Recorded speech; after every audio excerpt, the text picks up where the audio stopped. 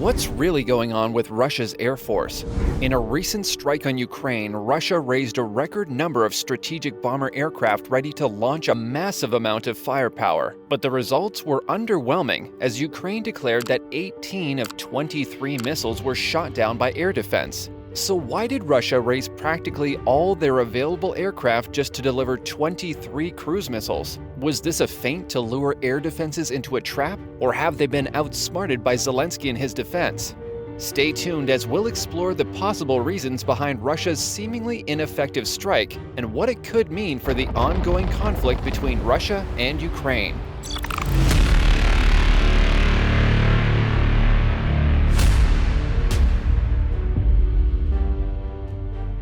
On the night of April 30th, 2023, Russia raised a record number of strategic bomber aircraft ready to launch another strike on Ukraine.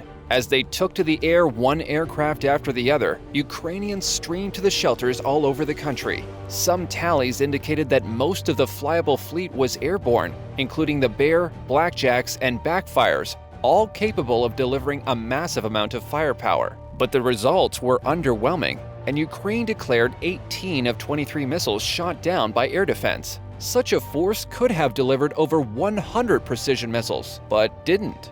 Why did the Russian Air Force raise practically all their available aircraft just to deliver 23 cruise missiles, compared to their last campaign in March, in which they launched over 80 missiles including the hypersonic Kinzhal? This event raised eyebrows in the aviation community. Something is going on in the long-range aviation of Russia. According to analysts and experts on the war, the Russian Air Force is faced with increasingly difficult circumstances to operate in. Some say almost all Russian strategic aircraft as of today are nearing the end of their engine life. This means they are likely already down to their safety limits and pushing the margins in which they were designed to operate. In theory, the number of aircraft airborne over the night should have been able to carry a load of over 100 missiles. One of the reasons they didn't could be the weight restrictions imposed on the aircraft as a consequence of a lack of spare parts and lack of maintenance. For example, the KH-101 cruise missile, which is typically carried by the Bear, weighs over 2 tons.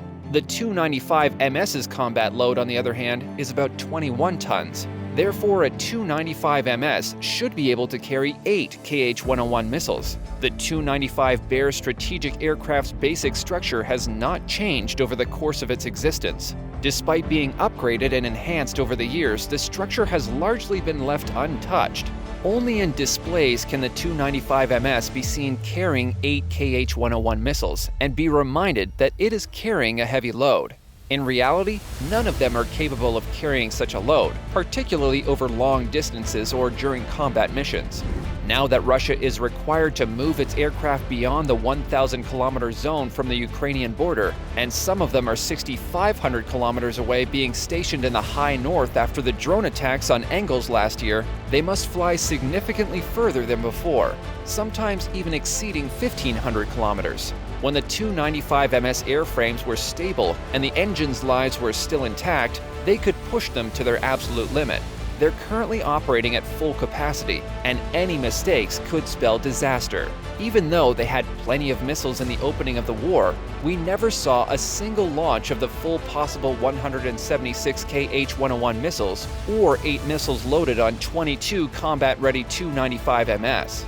The structural life of the Tu-95 MS bombers probably prevents them from carrying such a load. Where each additional ton of weight on the Tu-95 MS bombers consumes more resources in the current environment, we have typically seen them use 2 to 4 KH-101 missiles per aircraft, limiting the effectiveness of their strikes in Ukraine.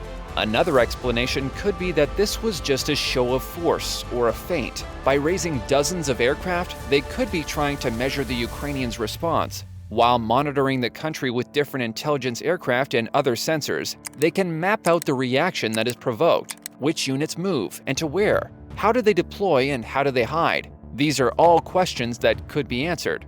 Also, by flying and launching from different directions, it might have been an attempt to confuse and overwhelm air defenses, or at the very least, force the Ukrainian surface-to-air missile sites to radiate and provide location for Russian signal intelligence. If this was the case, it could mean it was a setup for the next round of attacks, a potential retaliation for the upcoming counteroffensive that is expected.